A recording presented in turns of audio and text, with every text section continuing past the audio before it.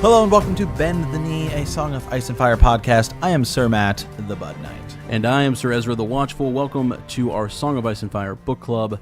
This is Follow-Up Friday, and we've got some decent Ravens to get through. It's true. We've got a lot to get through.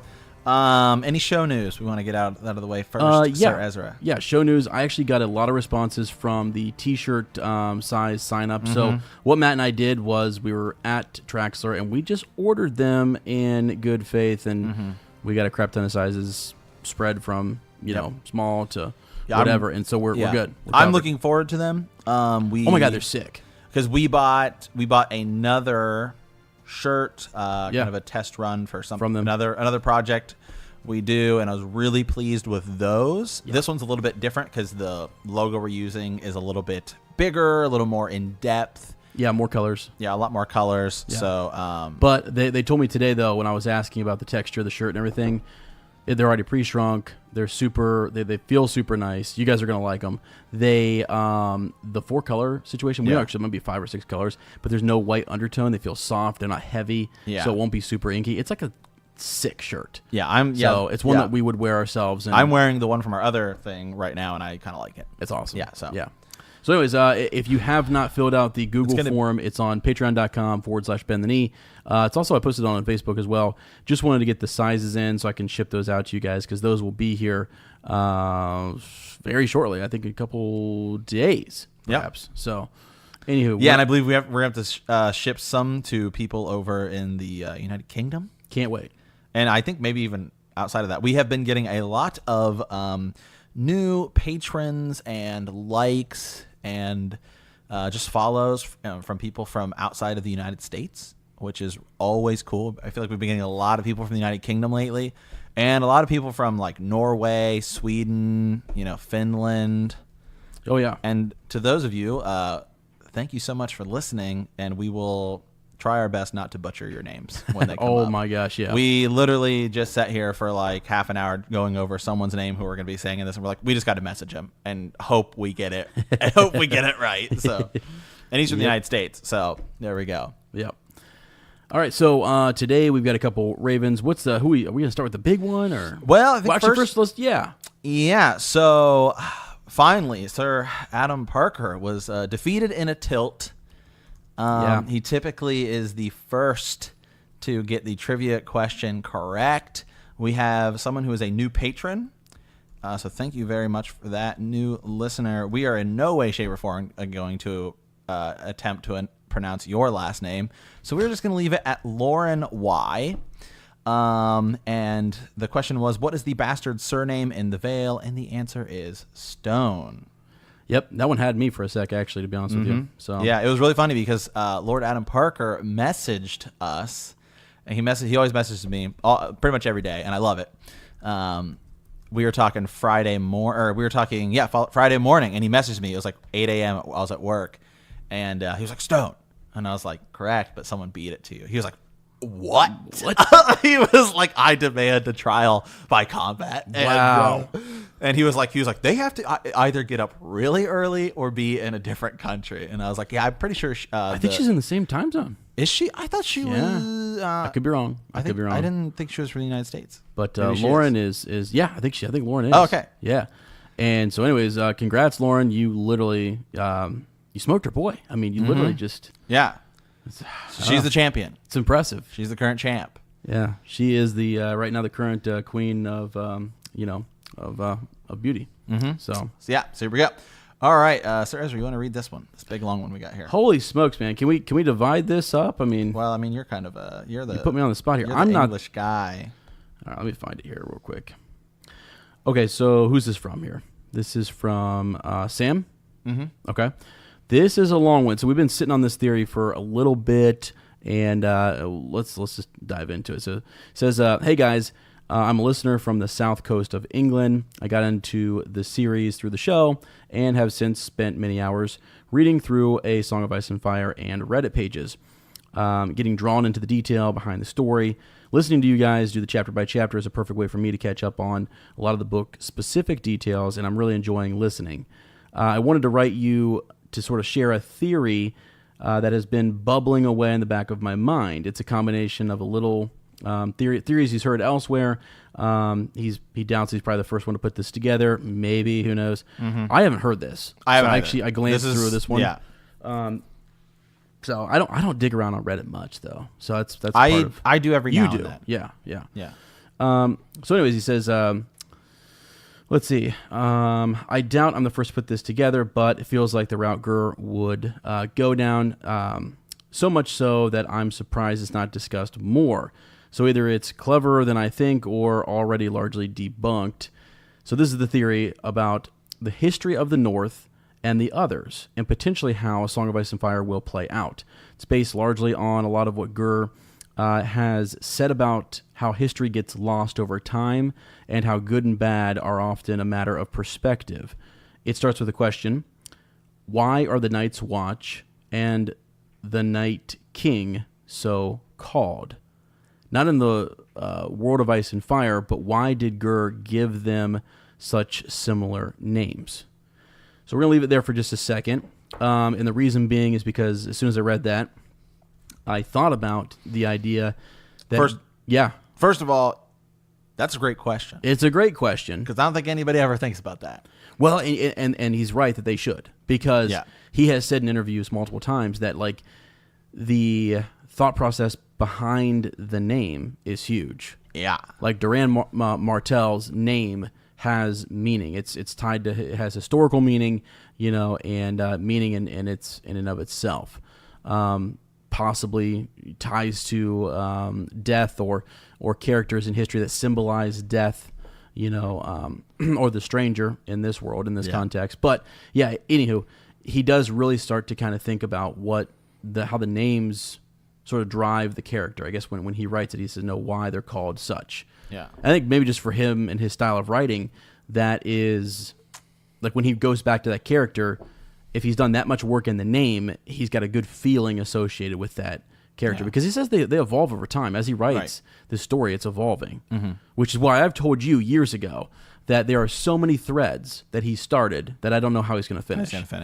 And I've said that a long time ago, and people can take that how they want. He has multiple threads over multiple book series that he hasn't finished. I know. Because I've been going back through Dunk and Egg, and I'm just like, God, I just... Where does that go? About to finish it, and I'm like, is anybody going to get back to this? Right. And we're not even done with the main series. Normally people do the main series and then do the side stuff. He kind of likes to do it all at once. Right. Yeah.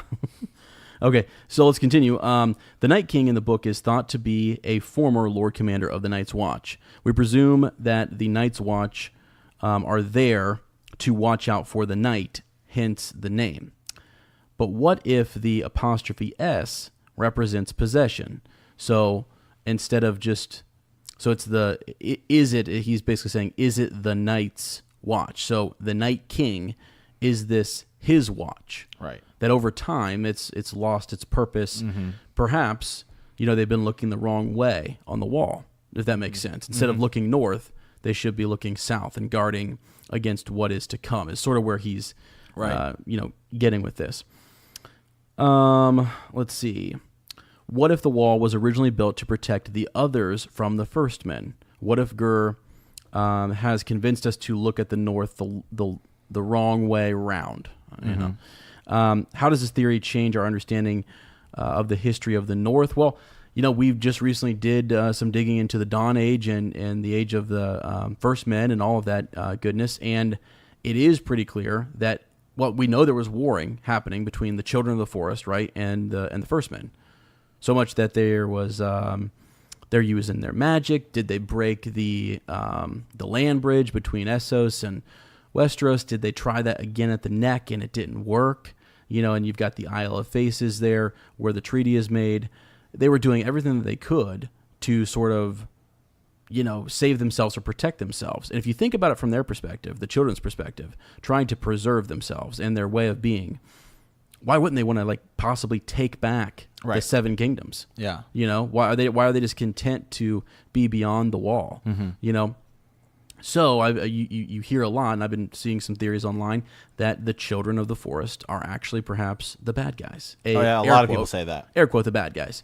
Did they create the others or the White Walkers or what have you? In the show we see that pushing obsidian into the chest or whatever to kind of form them. So, okay, let's move on a little bit here. Bran the Builder originally built the wall. If the Night's Watch and the Night King are on the same side at this time in history, then so too presumably is Bran the Builder.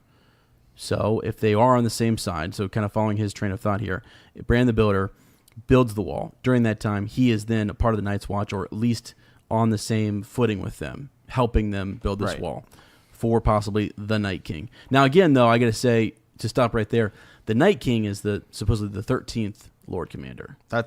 So, but again, there's rumor that Bran the Builder could be more than one person. Mm-hmm. So again, he's very right in that the histories are very, skewed, because Bran the Builder, how long did he live for? Because apparently he was building things that happened well beyond his time. Supposedly, did he lay the foundation? Did he lay the blueprints? And another thing, I'm real quick on the Bran the Builder thing. Yeah, I definitely am a big believer that the Bran the Builder could be more than one person.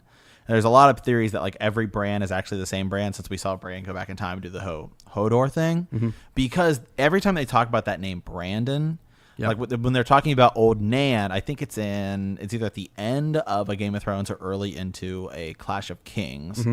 They're talking about Old Nan, how she's been there forever. And like, we don't really remember when she came. She came for to be the wet nurse to Brandon, but it may not have been like Ned Stark's brother Brandon. It may have been a Brandon before that. Yeah.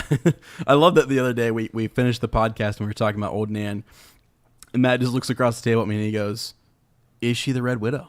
I know. I was like, that's a big theory. We're going to dive into that, because I actually just finished A Sworn Sword. Yeah, you're yesterday. You're rereading those at work. Yeah, I'm plowing. I'm taking a break from a Clash of Kings, and as I plow through it, and I wanted to replow through Dunk and Egg. Because, guys, to be honest, I think Dunk and Egg are the best. They're huge. I love them. I love them, and they're huge, and there's so much stuff in them that when you go back and you hit the content in it, like there's stuff now where like people are having dreams. I just forgot about it because I only read it once. Right. Where people are having dreams about stuff that happens with Dunk and it comes true. Oh yeah, 90%. And some of Dunk's dreams, you could view and be like, wow, what does this pertain to? The bigger overall plot and picture. Yeah, for sure. Yeah, if you're overwhelmed by a world of Ice and Fire, the Hedge Knight series is great. It's a really easy read. Okay, let's get back to this though. So again, the idea, the Night's Watch and the Night King are in cahoots together, and they're looking south. And he goes on to say here that Bran also built Winterfell. If he was on the side of the others, then maybe Winterfell is not the last great house behind the wall, but is in fact an outpost beyond the wall. If you think of the kingdom being the northern, the land of always winter / everything south of that, looking south, It's just a different perspective. Is this why there must be a Stark in Winterfell? Are the Starks seen as an ally of both sides? Aren't there stories about early Starks and others falling in love at some point, which is what somebody brought up kind of are, earlier, last week. I'm struggling to tie up the timelines as I've not read the books. However, we still don't know why the others started moving. Yeah, great point. Great point. Is it related to the lack of a Stark in Winterfell? Wow. Is it an attack on Winterfell? Is an attack on Winterfell seen by the others as an attack on them? You mentioned earlier that Catelyn's reservations about the words of the Stark house, winter is coming, that it's a bit literal, for a great house. It just didn't seem like words that, Matt's thinking now. I see him across the table here. There's some, they're kind of melancholic, he mentions, almost Boy Scouts. So then he says, be prepared, etc., etc. What if the Starks are winter? Winter is coming, becomes much more boastful, more threatening. The North remembers what? Have they forgotten, or is this underlying subconscious memory that prevents them properly integrating with the South Mm-hmm. Is there something there that makes their customs old? They're a strange people, as Catelyn had said. Yeah, were you thinking something there, or did you want to? Well, you can finish if you want to finish, because there's one thing specifically he said that I just thought a lot about, and I was making a lot of connections because I just watched a video on it, and so we'll come back. So okay, cool, yeah. So again, the gift, which is that space in between, right. The wall and Winterfell, the Night's Watch, vows, the wildlings, everything related to the North suddenly has a very different feel about it, without contradicting either version of historical events. Yeah. Okay. We're not quite finished, but... Oh, sorry, go ahead. Because I don't know. Again, I haven't got this far yet, and this is great. Okay, so, given the layers in which Gur writes, it is, though, oft repeated phrases of the North that really convince me of this theory. They are so important in the story, and current interpretation of them are so... Let me see here. One-dimensional, that I struggle to believe that Gur hasn't got more to reveal about the origins there. How typical of Gur would it be if the ultimate heroes, Starks, and ultimate villains, others, of the story turn out to be on the same side? With Jon stuck in the middle, Dany, Jon, Night King, the three heads of the dragon. Maybe this is a bit of a stretch, but doesn't Jon's actions throughout foreshadow a certain amount of sympathy and willingness to coexist? That's true. You're right. I probably took it too far there. Finally, add to this melting pot the Bran is a time traveler theory, and you can quickly.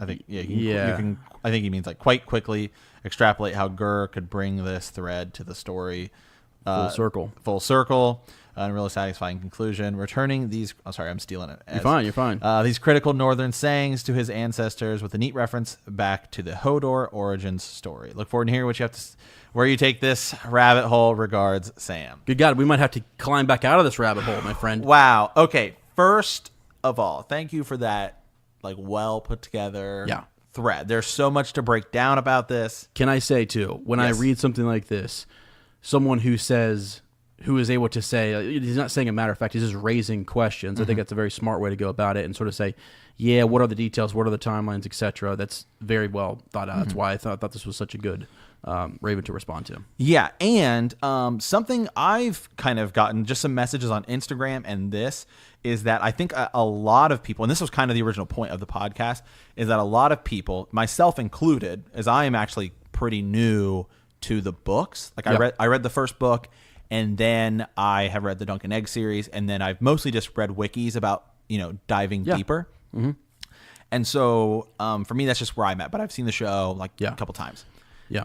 But people have been messaging us saying it's really nice to come into this because we're new to this. We've watched I would say if I had to take a guess, I'd say most of we should actually do a poll. Most of our listeners are people who have watched the show, but maybe aren't as book heavy. Yeah, and A World of Ice and Fire is relativally new. Yeah. And the Dunk and Egg series. And even A World of Ice and Fire is written specifically vaguely. It is. Yeah. And it's written in as almost like a textbook. Mm-hmm. Not very appealing until you sit down and have a discussion with somebody about it. So so that kind of brings me to one of the points I want to raise here is that some big differences. As Ezra and I we were watching, we just restarted watching Game of Thrones to get ready for our book to show comparison. We've plowed through the whole season. Yeah, pretty much we plowed through the season. Well, we're supposed to just watch the first episode, but it's crazy because there are moments where even we're past episodes where we've been like, oh, I think this happens, and we're just like, no, I think that's show exclusive. Right.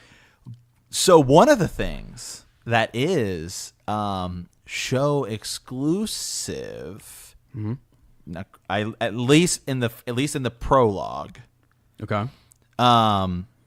is the White Walkers when they kill they don't kill Garrett, but they kill Waymar Royce and the other guy. Yeah. In the show, when they zoom out, they're in a symbol. Yes. And then I believe Mance Rayder says to Jon Snow in the show, you'll have to correct me if this is in the book. Yeah. Sir Ezra, is Mance Rayder when they come across a bunch of wildlings or whatever that have been killed by the White Walkers, they zoom out, and again, it's another symbol, and Mance Rayder says, always the artists. Dang. Is that in the book is what you're asking? I don't because I watched an episode of it was either Order of the Green Hand or Talking Thrones. I think it was Talking Thrones, and I believe he said that wasn't the case in the books. Mm-hmm. That may be because I definitely know they don't talk about the actual symbol. I don't believe. Right. Remember how they're always in like weird symbols. Right. But he may have said something about the others. I will have to look up real quick and see what he said. And then when you go to the scene last season, where Jon is showing Daenerys the sigils in the cave, and it's like a reference to. So that might be something that may never even happen in the books. People might be listening and be like, "You guys are totally wrong." So I'm totally saying this with like, no, yeah, you're just complete. I believe, but I just came to you and you're throwing it out there. But so my thing is that maybe because the show. Every season, I've been like, when are we going to get more story on the White Walkers? Because they're going to have to cram it into this last season. Because right now, the only thing we have is that they just were there. Right. And I think we will go ahead. Yeah. No, go ahead. Go ahead. Well, I think we will get more because, what we saw on the show, if there are these little confrontations that they're popping up with Jon and, Mance Rayder being nearby or the wildlings or what have you. Because remember, when they go back to Hardhome, that in the show, right? They're about. Well, no. Yeah. Are they about to go there in the books, or did they already go there? I can't remember. But no. They're past it in the books. They're past it. Yeah. Yeah. So, anyways, those confrontations and things have happened. But because what I was going with there is I thought there'd be more explanation, given in the books. But we'll have to see. But Winds of Winter will be where it's at. Yeah. Hopefully. Yeah. Hopefully, we'll see. But he said Sam said a very interesting thing, especially given what we know now about Hodor and the significance of little sayings. Yes. Why must there always be a Stark in Winterfell? Yeah. Because I don't believe that it's simply just as, well, we just got to have somebody there. Mm-hmm. Is there a bigger reason? There could be. There really could be. There could be. Because we're always hearing about, well, we have the blood of the first men in us. They're always reminding us how important the blood of the Starks is. Right. And then we're always, like, the three things when it comes to the Starks is we know winter's coming. Yep. We know there must always be a Stark in Winterfell. And we know they have the blood of the first men. Mm-hmm. Every time we talk about the Stark lineage, that's the three things. Mm-hmm. Yeah. So if there's some spells or some bounding power there, right, or binding power, that could be keeping something. Now, it depends on, if you go with his perspective, then, that I'm not sure where you go with that whole Stark being in Winterfell type of thing. But if you go with the Starks being opposed to the Night King and they leave their seat, then all of a sudden, is there something that their power, their blood, them being there, is keeping something imprisoned? Right. Is there something the Night King wants there in Winterfell? Right. Which people have talked about that in the crypts. They've talked about there possibly being, the his lady. Yeah. Possibly being there. Well, another thing I was thinking of, I know this kind of sent me down this kind of solidifies some more of just some things I've had in the show. When Bran is in the Weirwood tree, or when he's, when he's taken over from Bloodraven. Remember the scene where he's walking around with the White Walker army, and then the Night King touches him? Yes. And like Night King kind of like gets in his head or whatever. Right. I always thought that is what would actually cause the Night King to be able to get through the wall. I thought maybe Bran had some sort of power now that he's the three-eyed raven, and when he comes through the wall, like through the gate, like it would allow the Night King to then like escape the power of the wall. Yeah. And so that was always how I thought, and it could still be that way in the books, because who knows? True. Who knows? Yeah. That was just my initial thought. But so anyway, no, you're fine. Thoughts going over because the path he's sending us down. Well, I want to get back to that because that's a very important path. But it just made a lot of things click in my mind, and like what I think is the more traditional path. I mean, he's literally focusing on an apostrophe that could or talking about the idea of possession. The Night King possessing the Night's Watch. That being such a subtle, minute detail. It really is. It is right. And he's done this. I mean, Gur has shown that he'll do that. Mm-hmm. And then the idea, like you said, the saying, "There must always be a Stark in Winterfell." That being talked about is significant. Those sayings matter. Now, this idea that the apostrophe and the possessive. Yeah, exactly. So maybe they've lost.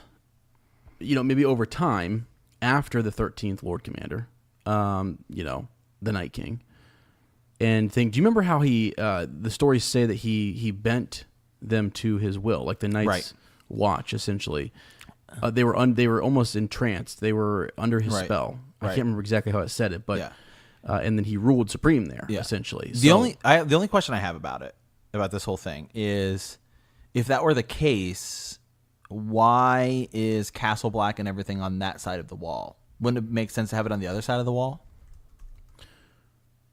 Because if the idea was that the wall was was initially set up to protect the others from the Andals and everything, the Andals and the Valyrians and just the people of the realm, wouldn't it make more sense that all that stuff would be on the other side of the wall? Yeah, I guess you're right. It would, wouldn't it? Yeah, unless unless on that side. So you see how easily they can climb the wall and get over, right? Not easily, but the wildlings climb it. I mean, I'm just chasing a rabbit here. Okay, that's all I'm doing. If they're on that side to just patrol the wall itself, I don't know. Could they do the same thing from the and other that's side? another They could. thing. Yeah. Is the wildlings? Yeah. What about them? Like, how exactly did they get over there? Because if the wall went up, why didn't they bring those people? You know what I mean? Or was it the people who just went over there and over time it just populated? Or could be, but I think it's mentioned that they might have just been on the wrong side of the wall. Yeah. When it was erected, maybe they lived much further north and just. I mean, I can't imagine that they would know about the construction of it and then not try to get around it. You know what I mean? If there was some, I don't know. That's a great question. That is a really good question. So, any other thoughts on this? I mean, does it seem there's a lot. This is a huge theory. So hold on. There's a lot he has going on here. So the Bran the Time Traveler part. Yeah. So once you introduce time travel to something, it kind of can jack a lot of things up. But so far, Gur has done it pretty well. Mm-hmm. But if Bran can do it, does that mean, I guess, that any other three-eyed raven has done it? Does that mean Bloodraven has done it? Well, again, okay, hold on. So we've only seen this done in the show, right? This may, but then Hodor. Yeah, how does that happen? Does that happen though? See, is the other thing. They could have just been like, "Oh, this could be cool. This could be an HBO, showism. This would be a huge showism. That'd be a huge props for HBO. I mean, it'd be huge. No, I mean, come on. That something is. So I think there's a way in which it's done, but there might be more explanation as to what is happening, because they do in the show mention a lot, like when Ned is going up in the Tower of Joy and he almost hears Bran, something in the distance causes him to turn around, and like he heard his name mentioned. Right. So there is that reach beyond back into time that Bran is showing, or that that he has. But if that's the case, why then didn't Bloodraven do some of this stuff? Like, what is it that he needs Bran to do? Right. You know what I mean? Why can't he go back and change? Maybe because Bloodraven doesn't have the blood of the first men. Wow, maybe. There you go. Because Bloodraven is of this. I was listening to this day in Duncan Egg. Egg was like, well, Lord Bloodraven is baseborn, and Dunk corrects him. He's like, no, he's just bastardborn. There's a difference because he's a highborn bastard. Mm-hmm. But he's still not a northerner. He doesn't have the blood of the first men in him. It was just interesting. Something I thought of. Bloodraven. Okay, but he's he's a Targaryen, right? Yeah, he's a Targaryen. Yeah. So what are you saying there? He doesn't have the blood of the first men. He doesn't have the blood of the first men. Yeah. Right. Yeah. No. Yeah. Okay. Okay. Yeah, and that could be the whole reason there, that Bran has that blood. And Bran, not only has the blood of the, he's got that Stark bloodline in him. I don't know. There's just something. I don't know. But there's something there. Yeah, there is. Well, anyway, what I was thinking of. sorry, I don't know why I brought up the whole thing, but I was just thinking of something else. Is that a lot of people theorize that Bran is who causes the Mad King to go mad.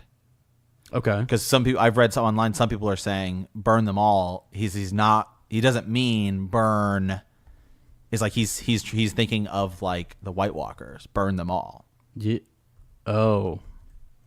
Wow. Yeah. Oh my gosh. I know. Yeah. Wait a second. What just happened? Okay, let me think about that for a sec. That'd be huge. That'd be a Hodor moment. Exactly. Because, Jaime said that he's been saying that, because that's all he's saying, burn them all. For months. Burn them all, weeks, Yeah. Wow. Maybe he was prepping to kind of, save the Seven Kingdoms. And it just wasn't. Maybe it was, Yeah. Interesting. Or he saw something, it was showing something, and his mind couldn't handle it. Right. Same way that Hodor's mind couldn't handle, what was happening to him. Mm-hmm. Yeah. Well, we know that people have dreams. Obviously dreams are very, very thing. I'm going to reference it again. Dunk and Egg.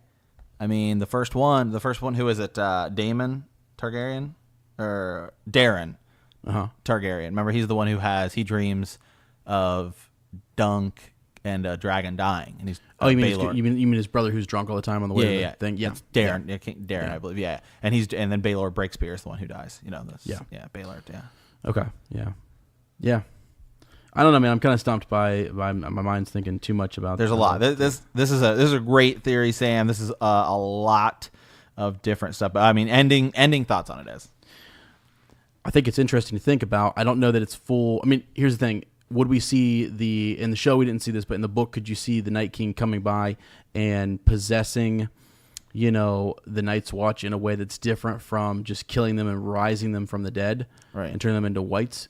Yeah, maybe you could. Maybe those are his, he could turn them into his, like a thrall-like type of, right, following or whatever. But there's something magical with the wall. There are spells there. I believe this. I think Mance mentions that the wall, though, in the book is something that is keeping them at bay. Now, this is Mance. Right. That's keeping the others at bay, right? So maybe, again, everyone is like the history. Go back to the first couple paragraphs of this theory, that the histories have been lost, and we don't quite understand what's happened. We're trying to get south of the wall, but really, right. Well, think about this, right? In the show, this could just be the show trying to set up cool scenes, but there are specific scenes which kind of, don't make sense, right? So there's the scene where a White Walker just walks by Sam. Remember that? Where Sam's like hiding. Oh, the White Walker, and he's like, maybe it's the White Walker didn't see him, but okay, come on, those things are like super powerful. I think it's because he kind of like looks and then just like walks away or whatever. I think it could just be a cool scene. In the show where just they're to trying build suspense. But then, now again, this could just be HBO. We see the Night King take down a dragon flying in the air with an ice spear. Why does he just let Jon Snow and the group sit there on that, little island thing? Remember where Thoros and Mira is dying and they're on the island, and now we know the whites can't get to him, but we sure as heck know that if the Night King wanted to kill him, he could just throw an ice spear at him. Mm-hmm. Now again, it could just be the show, but does the Night King know a dragon's coming? Wow, I don't know. Because maybe when Bran does a thing and he touches him, does he then gain? Are they connected? Are they connected? Yeah. Is it kind of like, to throw in a different reference here? Is it kind of like Star Wars, like Force connection between Rey and Kylo Ren? That'd be crazy. I don't think they're going to get together or anything. But I just look at the barrier there that was created there when Bran is down with the three-eyed crow. Mm-hmm. He is able to cross, well, in the show anyways, he's able to cross that barrier no problem, right? I mean, he's able to, the whites can't get in there, but, the others have no problem walking across it, and boom, the fire's done, right? So, yeah, I don't know why they wouldn't be able to in the show, not just cross, it was water, right? That they fear. Well, in Hard Home, too, they fear the water, too, yeah. Right. So when Jon and the Night King have that epic stare down. Right, but so fire does nothing to them. So like they can walk through fire, but they can't walk across water. Or you see? That's the whites thing. Yeah. Right, but so, I don't know if I don't know if the Night King can or can't. I don't know. No, I mean that was the thing. They were all. That's why the distinction between the whites and the others is interesting. Right. But like that's why the whites were kept at bay by the children of the fire, the children of the forest. Right, their fires. Right, that kept them at bay. It did not keep the others. Maybe it just wasn't a strong enough fire. But they had trouble. The whites had trouble with that, but the others had no problem. Is it? I think that kind of throws you off, doesn't it? I think it's only. Is it? Does that take place after Bran has the thing where the Night King grabs him? I think it does. That could be. Maybe I think that's what breaks the spell. I think that's what breaks the spell. Okay, that could be what allows him to walk in there. Yeah. Right, which is what I thought, because it was like, oh, if that breaks the spell for that, that's gonna break the spell for the wall, because we know Bran's going south of the wall, and I was like, maybe that's how he gets through. Because I never envisioned the Night King was gonna like ice dragon. No. Tear down the wall that way. And in the show or in the books, totally different. If there's gonna be a Horn of Winter or something, I wouldn't be surprised if it's just 3 dragons on an ice dragon. Yeah, quite honestly, I think that might be the way that it goes. Yeah, there may be a dragon in the wall, or he may raise a. If he can raise dead whatever, why can't he call upon? And he's probably recently dead, but maybe he could raise a dragon or something. Here's a question for you. Yeah. What if? Mm-hmm. Just kind of going off his theory here, where he's like, maybe the Night Kings aren't as bad as we think. What if? Yeah. It's the 3 heads of the dragon. We have 3 heads: Night King, Dany, Jon, and it is a song of ice and fire, because you have Dany, who is fire, the Night King, who is ice, and then you have Jon, who is ice and fire. Wow, it's a little crazy. I'm just saying. Yeah, I never know. Yeah. They want us to go down deep rabbit holes. This is. Yeah, I know. But I like this because you do turn the perspective back to the children, and the children, like I said in the beginning, the fact that they're fighting for their own survival. So it's one of two things. Did they awaken something or ally themselves with the great other, this evil god that is literally not, the long night could come again, or are they actively working with this great other? Now, here's something. When the 3-eyed crow is in connection with the werewood. Correct. Okay, it does not look like he is there of his own will. Mm-hmm. Okay, it seems like, and it seems very scary. It seems very. You're talking in the books. In the books, yes. Oh, yeah, Bloodraven. Bloodraven. It's almost like he's held against his will. He's held against his will. Like he's really old. Yeah. And it could just be really old, but it's basically like he's almost like part of the tree. Right. And it seems like that the children are feeding off of him and his knowledge. Mm-hmm. When he's in the werewood, they are also tapped into other werewoods. So you see other children that are sitting wrapped in the werewood roots. Well, it's described that way. And so that has made me think that there's more going on down there than what we realize. What are the other children up to? What are they seeing? What are they tangling, messing with, etc.? Do they not have the power that Bloodraven and these, because they relied on what they called their green seers. Right. And maybe they've lost that and they needed another one. They needed Bloodraven. And so they've got him and they're using him. And now they've lured Bran there as well. And maybe that was Bloodraven himself trying to free himself, or to say, maybe he sees a plot. I'm just going off of this guy's theory here, right? If the children are the bad guys and he's brought Bran to sort of save everyone. Because my question to you earlier was, why isn't Bloodraven just doing all this stuff himself? Exactly. But he's being watched. He's being watched. He's being manipulated, and he's teaching Which Bran. I will say is actually, so you have to go back to Dunk and Egg for this. Yeah. But if you also look at Gur's writing style, is that Gur often, he does this thing where he's kind of like, with characters, is like, be careful of what you wish for, right? Yeah. Is that, like, look at Sansa. Sansa's like, I just want to be Joffrey's princess. Well, you get that. Yep, you do. Right. And didn't turn like out Jon, I want to go to the north. Okay, you do. And how does that work? How does that work out for you? Right. But Bloodraven, if you go back to the Dunk and Egg series, how many eyes does Lord Bloodraven have? 1,000 eyes and one. That's his whole thing. Is he's like he before he becomes the 3-eyed crow or 3-eyed raven, is he's basically like super Varys. Well, he's like also if you think Varys has eyes everywhere, right. go read the Dunk and Egg series. Yeah. Bloodraven has like Varys couldn't even hold a candle to Bloodraven. Well, let's go over. I mean, I think Bloodraven had, the ability to skin change, and he had green sight. Yeah. I think he had both of those things. So there's that whole piece. He's different than the other Targaryens in a sense. So he has all these different, skills. His nephew, Egg's brother, seems to have that gift as well.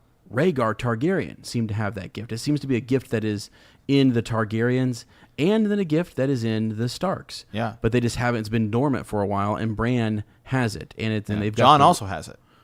Yes. Kind of. Yes. He Has can, the ability to warg. He doesn't really know it, though. Right, exactly.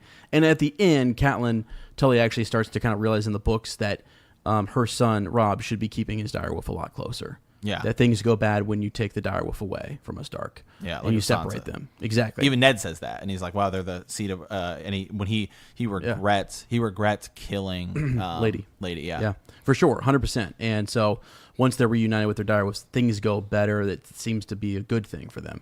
So, anyways, I think it's there with the Starks, and you're right in the distinction between the different bloods and what powers they might have and what not have, etc. So, anyways, I just wanted to send people down that rabbit hole a little bit to go back and take a look at what's actually happening to Bloodraven there. Right. Well, what I was saying is that like Bloodraven's whole thing is that he's like Varys, right? And he wants to have like complete control over the realm because he's trying to put down, like 18, Targaryen Blackfire rebellions. Yeah. So isn't it like, I guess, ironic?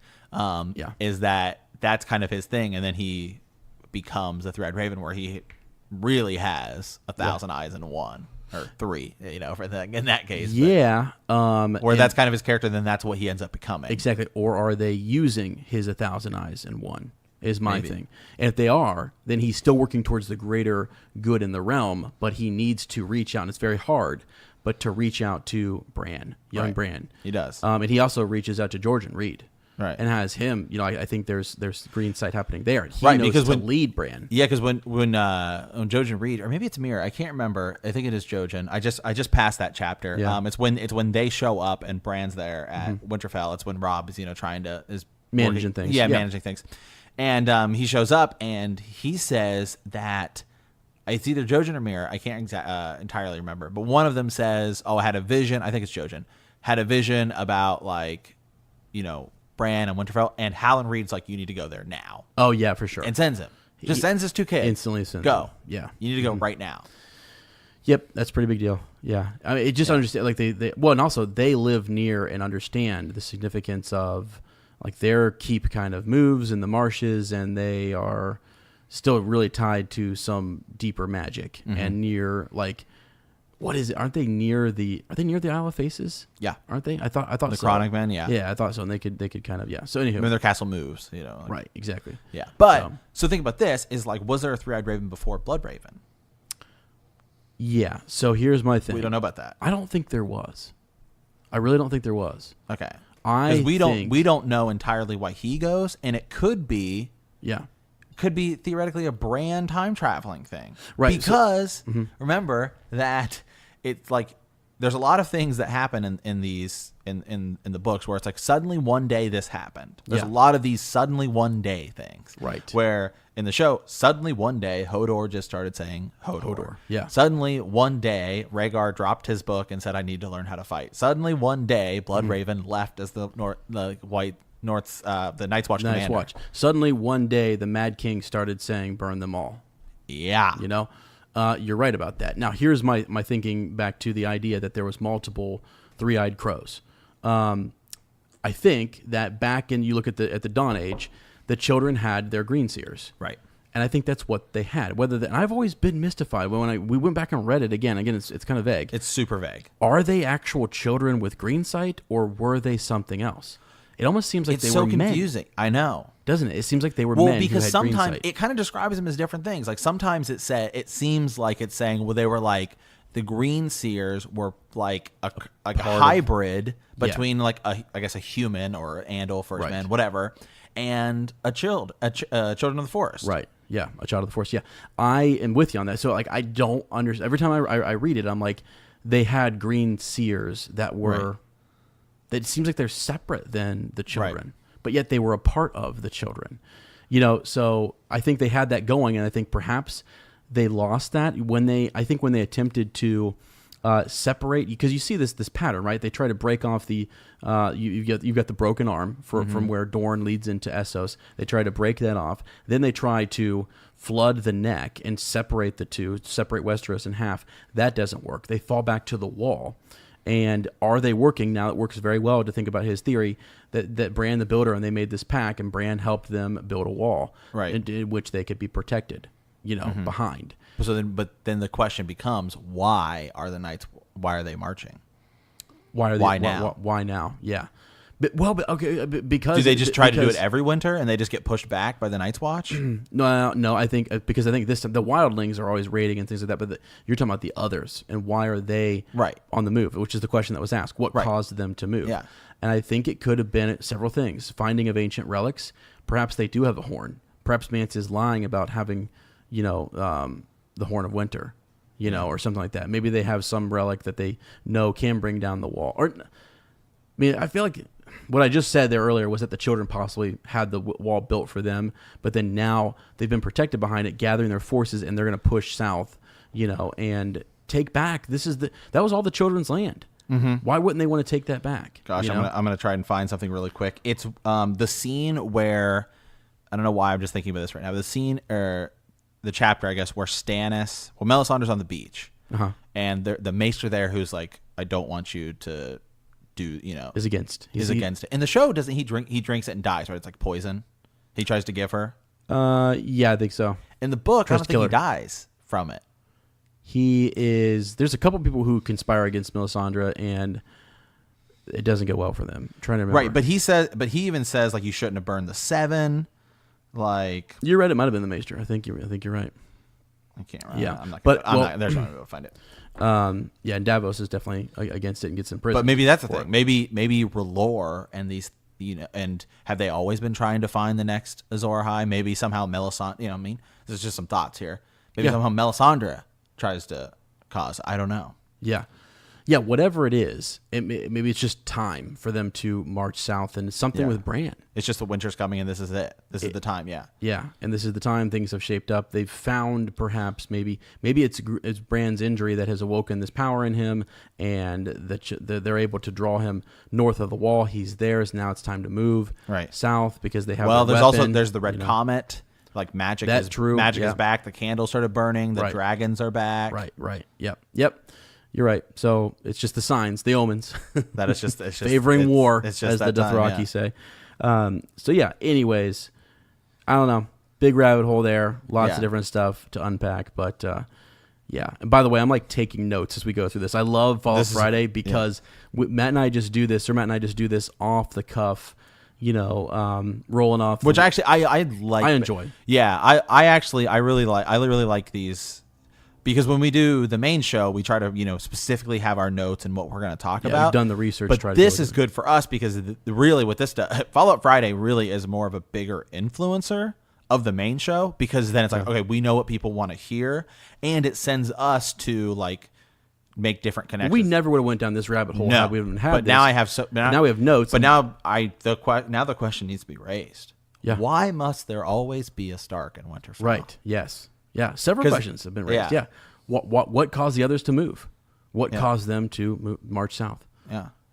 Is it? Yeah. So anyways, we're going to leave it there for a sec, and we're going to move on to some other Ravens. But I think the great thing is we have these questions on moving forward. We will do the research and hopefully be able to come back and answer some of these questions. But I'll say this. I think real quick, just last thing. I think he raises a good point. It could actually be that the wall was there to protect, maybe not to definitely protect the children. Yeah. Maybe the others as well. Yeah. You never know. Maybe the others was like, hey, we want it up. I don't know. Maybe. Perhaps. Yeah, I don't know. I don't necessarily know that anymore that I believe that that's where I think I jokingly said it about like maybe he's a reincarnated Aegon the Conqueror, where one man has a vision. Now it's finally time. Maybe it's finally time because the realm is just in complete war. Yes. Yeah, perhaps. chaos. And it's chaos, and it's time. It's time to take it back. Yeah. Because, we're going to leave it. Yeah, we're going to leave it. Okay, what else? All right. So we have one here from a boss. Yeah. A boss. I hope that's 7 blessings. First of all, I love your podcast. Thank you very much. Mm-hmm. And secondly, I wish that you could discuss the possibility of Jon and Daenerys having a kid. Okay. So we don't know that she's pregnant in the show. I think everyone believes that she is. She is. I think it's. Sure. I think we're all pretty much. The seed is strong. The seed is strong. Yeah. Yeah. Yeah. So, and that's one thing. That's one thing I don't think about, because I also think, well, Cersei's also having a kid. Yeah. Mm-hmm. Which she's not. I think she's lying. She thinks she's just lying. I think she's Some totally people say she'll. In the Talking Thrones season 8 plot leak that I often say is a big fan theory, is that she has a miscarriage. Mm-hmm. Okay. Yeah. Sure. But some people think that's what's going to kill her. Is that like she dies in childbirth, which like everyone dies in childbirth, and maybe that's how Jaime kills her. Huh. For the whole Valonqar prophecy. I see. Which is a prophecy we haven't even touched yet. Yeah, no, we have not. Yeah. We have not. It's because I think we have a very stark, heavy listeners, and we haven't gotten out a lot of Targaryen or Lannister.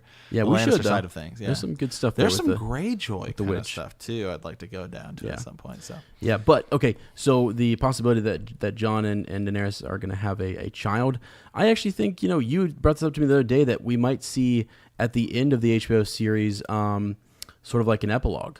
Yeah, where something there is a child born. And this child, you get back to the beginnings of the end of Robert's Rebellion, where you had all these children who are very significant players, who are now our main cast and stuff, were either killed or saved. Where are they at? How old they are?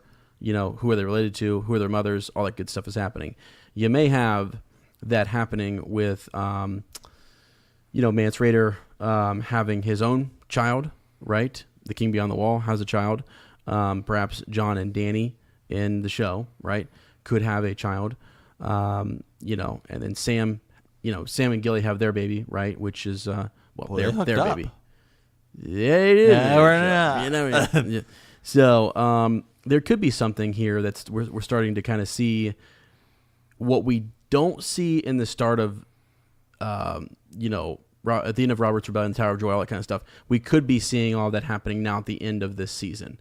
All the craziness that could propel you into another season, which they won't do, right? But it's just sort of, it kind of comes full circle there. We're seeing these children and their, how they're brought into the world, who they're connected to, and what their significance might be. We need to send a child into hiding because they're the true born, king, true heir to the 7 kingdoms type of thing, So, yeah, what was the Talking Thrones theory there about there being a child? Basically same thing, is that it's gonna have an ending. The more I think about how the HBO show is going to do the ending, is the more we talk about this. Sir Ezra and I are just big believers. The shows and the books are 100% different. 100% different. Like I don't even think I'm thinking they're not even gonna be close. Yep. Because we're just rewatching. If you disagree, let us know. Just rewatching this, there's so much stuff already. Like some stuff. So like a small difference. We'll get to it, in like a year when we get to when we've got enough chapters in to get to the episode. Yeah. But we just watched the episode where in season 1 where they have the king's hand turning. Yeah. So something small, right? Right. Especially because I was explaining some of this to our friend who will remain nameless as she chose. So we'll just refer to as no one. No one. Yeah. Which I think in talking to no one is appropriate. And we'll reference her again when we do our meat and cheese Patreon, which thank God, because there's no way Sir Ezra and I are good enough. Thank God we had like no one for that. Yeah, oh my God, it was amazing. But watching the scene and in the book, the Hound explains to Sansa when he's like escorting her back how he got like his scar. Mm-hmm. Never tell you how I got these scars. Absolutely. You know what I mean? Yep. But in the show, it's Littlefinger explaining it to her, and he kind of tells her like scarily, he's like, "Don't let anyone ever hear." But it just kind of don't let him know that I told you. Right, because they just don't have time to have that scene where the Hound is doing that stuff. So there's stuff like that where it's like we just don't have time, so they'll kind of merge stuff. Sure.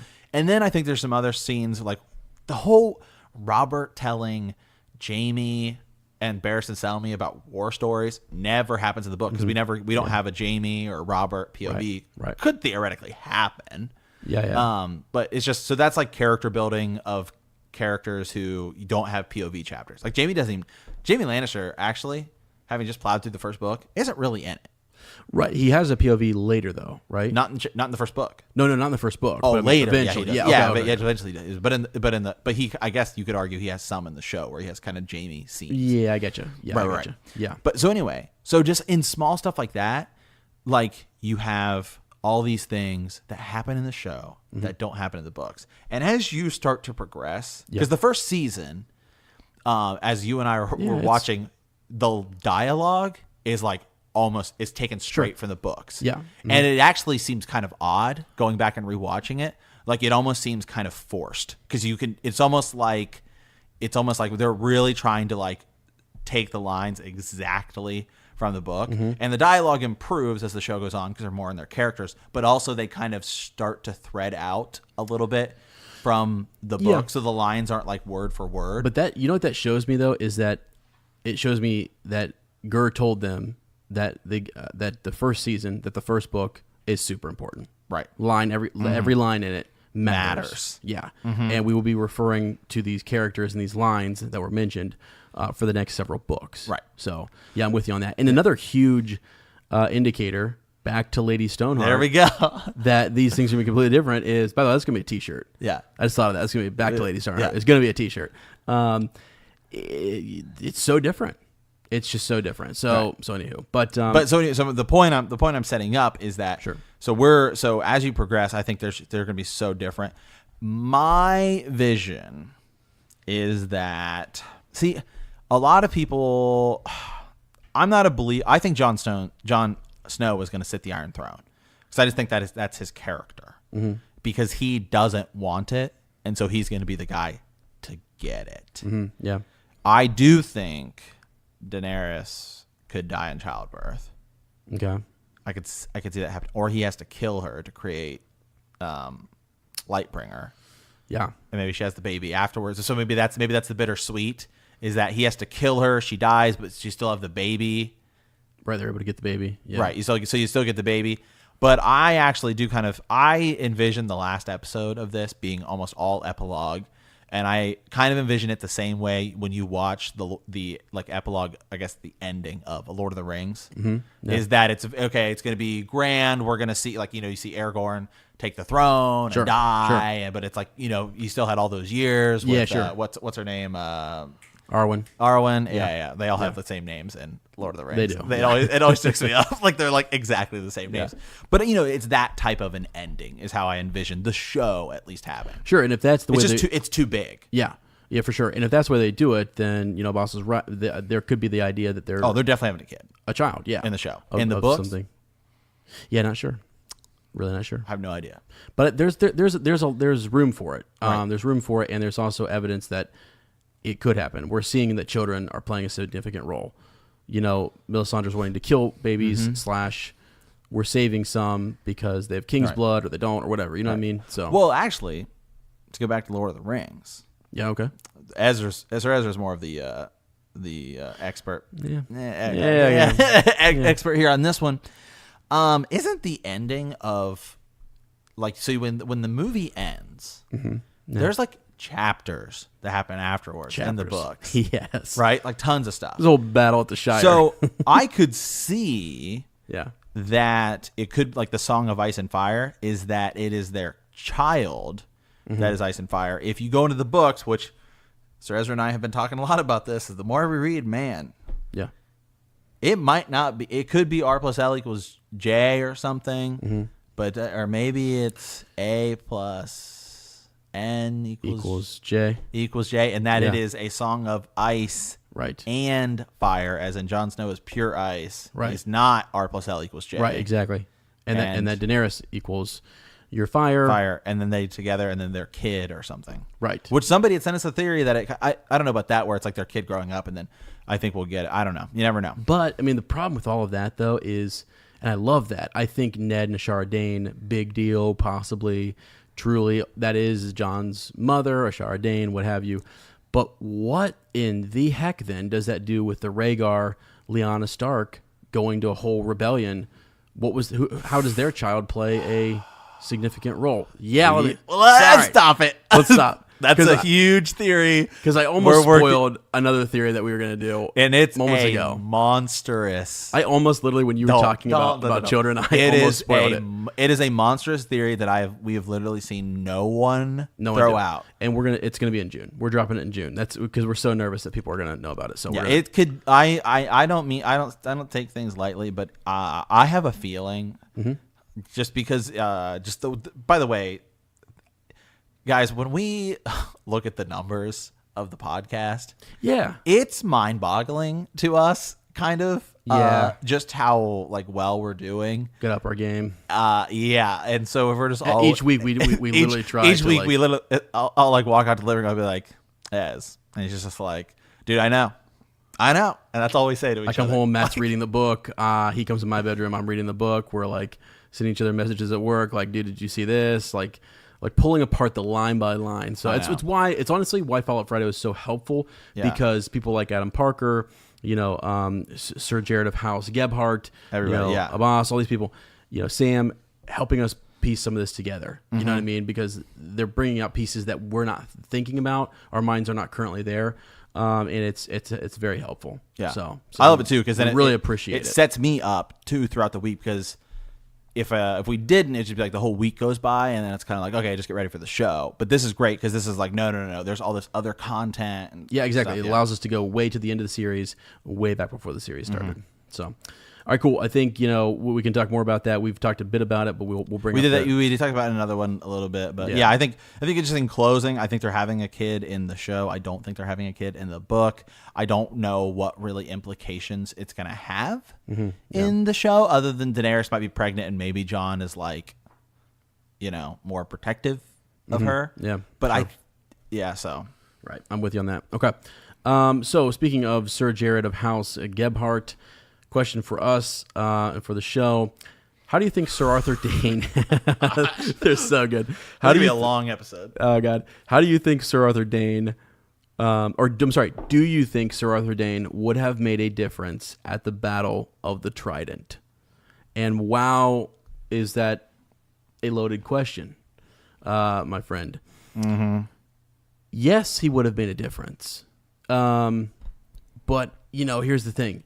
He did make a difference because he was far away, So in that he was far away, working for Rhaegar Targaryen. Now here's the thing: this is the Kingsguard. Now Rhaegar is a prince. Okay, the Mad King is mad, and we know that when he goes to the tourney of Harrenhal, he literally goes just to sort of make sure that there's no plotting against him by his own son. He's freaking out, and there was. And Rhaegar was sort of assuring people, Dad's going to be gone soon. Don't worry.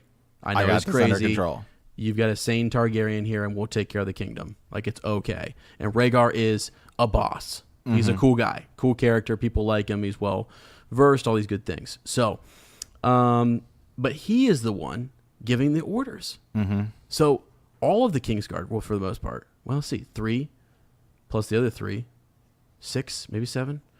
Except for Jaime. Jaime stayed at with the Mad King. So I have to go back and look. Did the Mad King send them with Rhaegar, or did Rhaegar just take them? I think he demanded that Jaime stay. I think the Mad King demanded that Jaime stay. That was something. He also demanded that Elia Martell and her children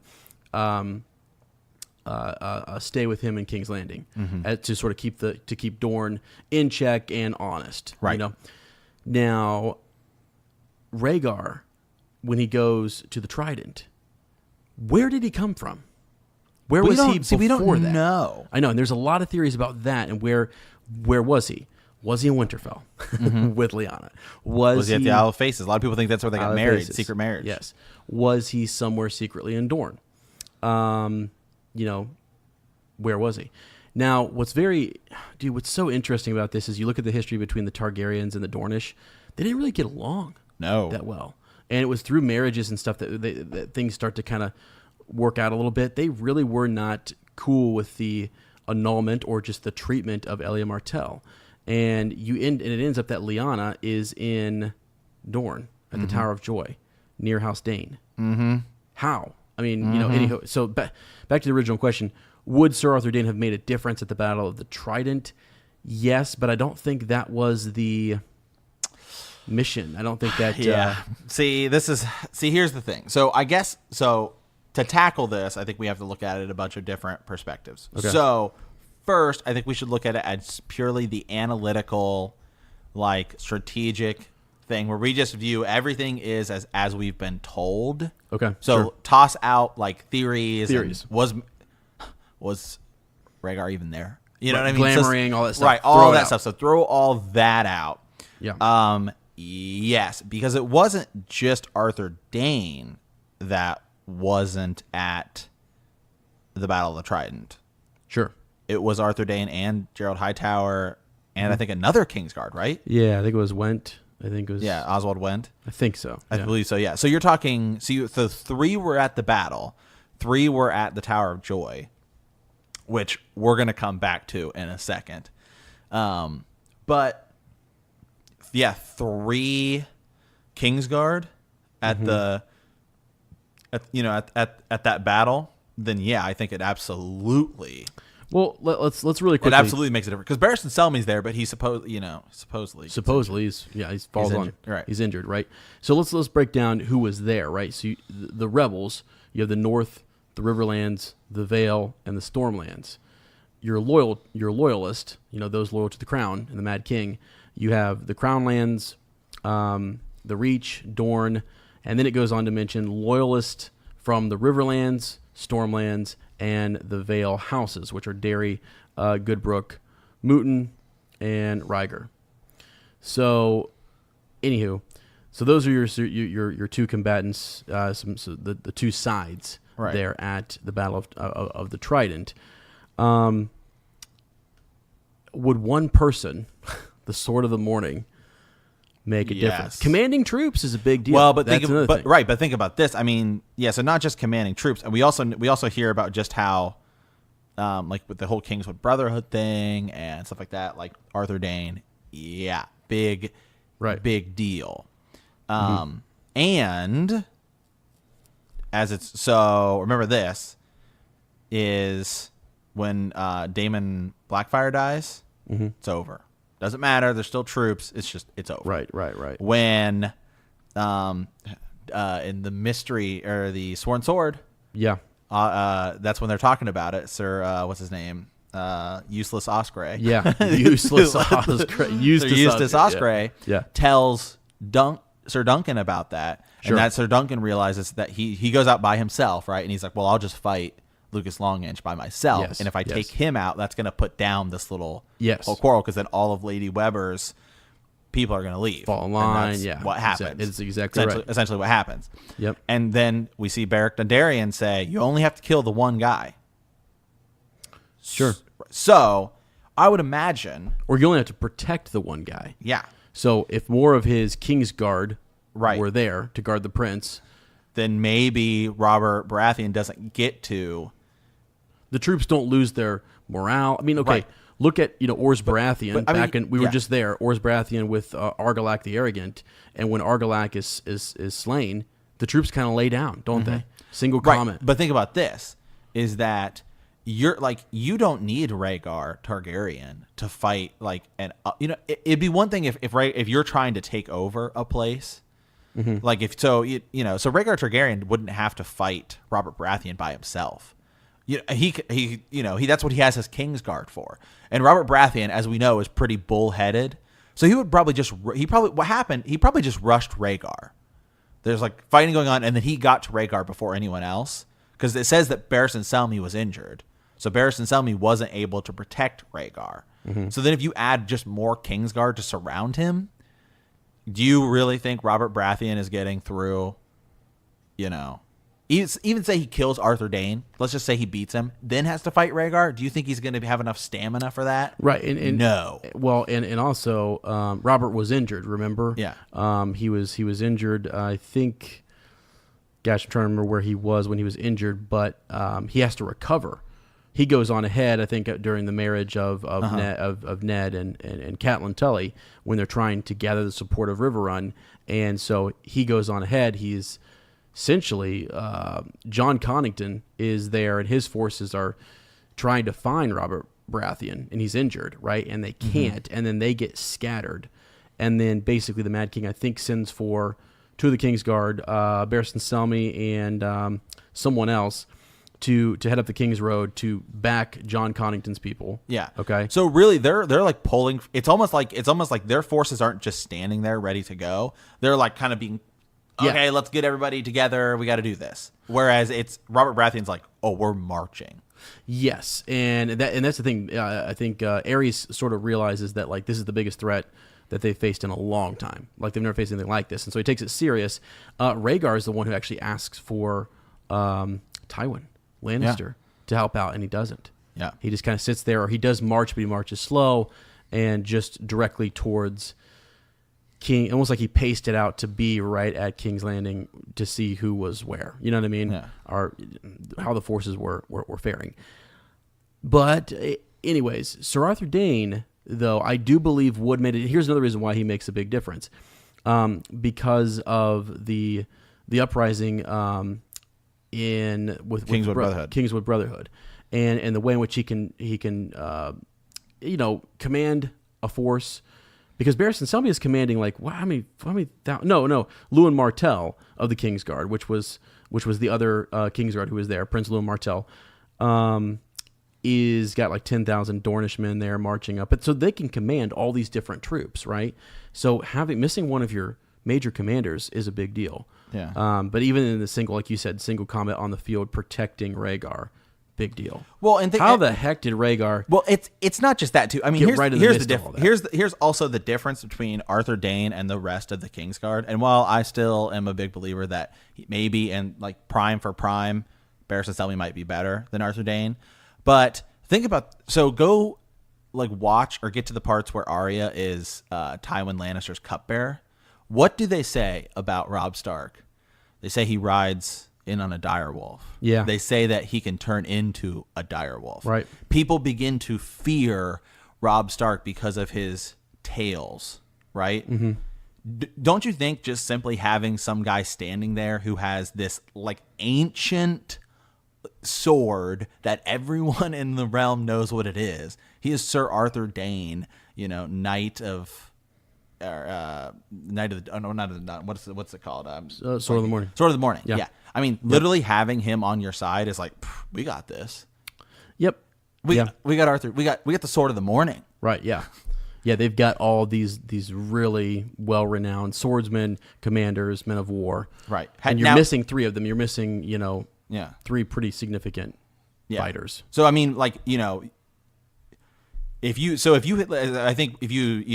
have everybody in the Kingsguard who's not Barristan Selmy and Arthur Dayne, does it help because it's a handful of really good fighters? No.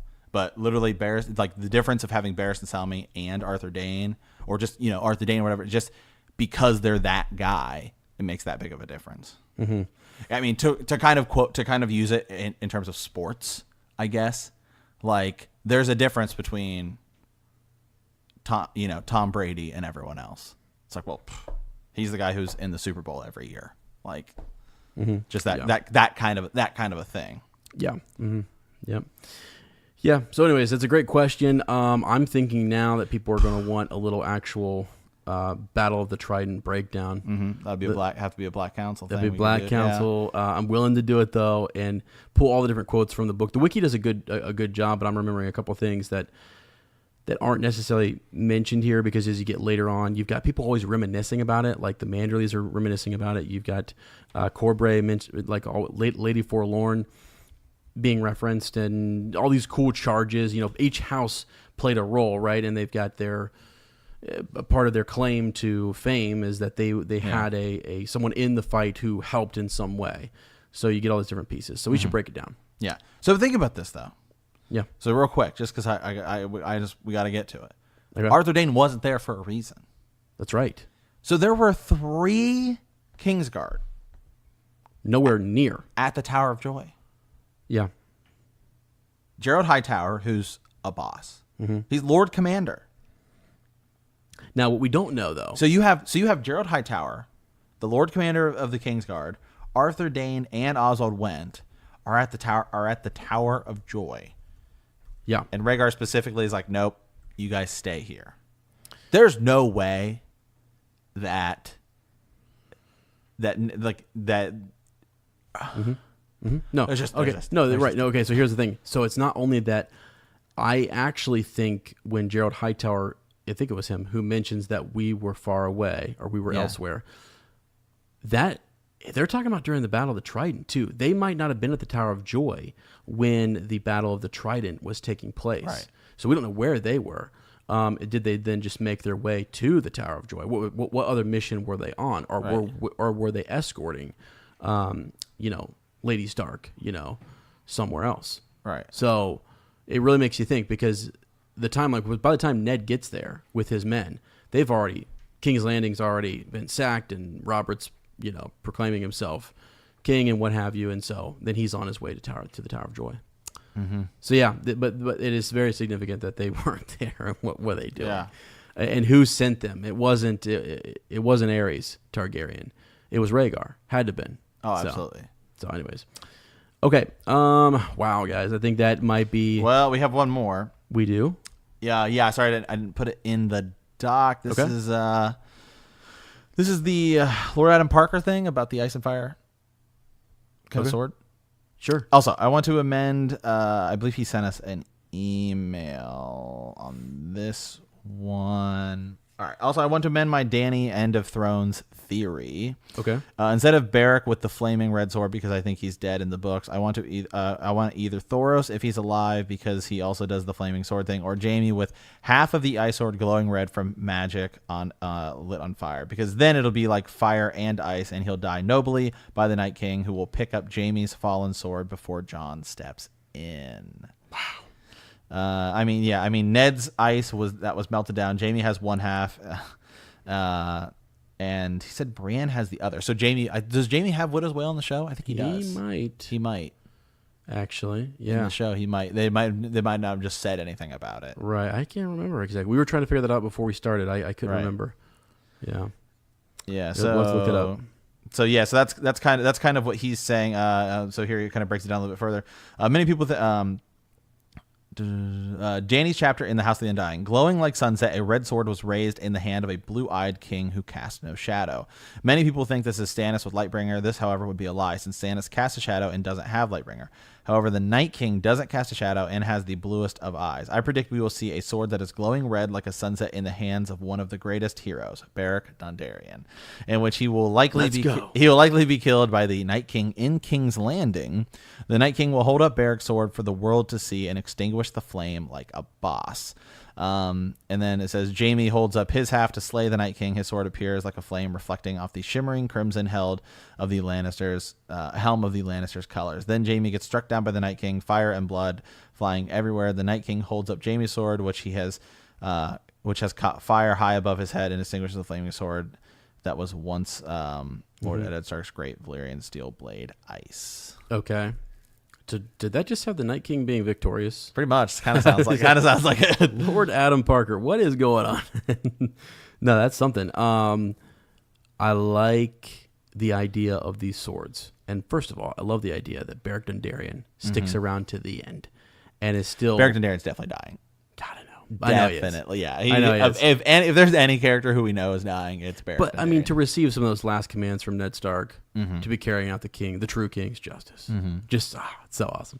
So, anyways, yeah, that's pretty neat. That's pretty neat to kind of think about the idea that that ice could come back together in some way. Now, yeah, this does go to, was this a Patreon theory we did? Is Longclaw Blackfire? Yeah, that is a Patreon episode. Think about this. Okay. Here we go. I just thought of something real crazy here. God, we're gonna chase Matt down we're gonna get a real deep hole here. Okay. I really like this idea that what if the Night King does get his hands on both things and kind of reforge his ice, like just on the fly or whatever. Okay. Then what if it turns out that Longclaw is actually Blackfire? Now, this would have to be in the books because they definitely don't have time to explain this at all in the show since they've never talked about it. Sure. So then it would literally be, boom, like the sword of, like the dragons and Valyria, old Valyria going against the sword, the sword of Essos against the sword of Westeros, and all the, all this. Yeah, that would be kind of cool. Well, even if you don't look at it, I guess because ice is still from Valyria because it's a Valyrian steel sword. Yeah. Which, by the way, that's interesting. That's also why the sword of the morning dawn has always been so interesting to me. Because it's not, and it's sort of like forged from a fallen star. So could it be that Blackfire returns in some way? That would be epic. It's a symbol. It's a Valyrian steel sword. Is it better than the other swords? Does it have magical properties? I'd love to know. You should definitely go check out that theory that on Patreon.